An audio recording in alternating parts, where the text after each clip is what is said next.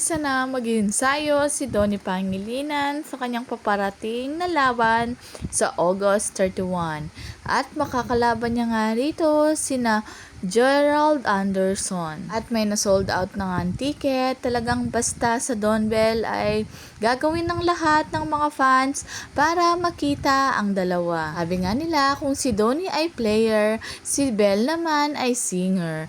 Dahil siya ang singer ng team nila Donnie Pangilinan.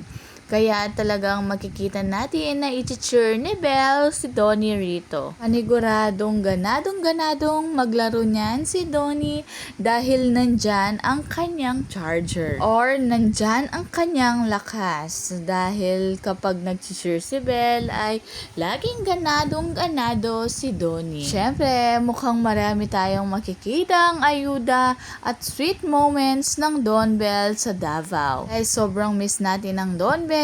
Siguradong babawi ang Don Bell sa kanilang mga fans sa August 31.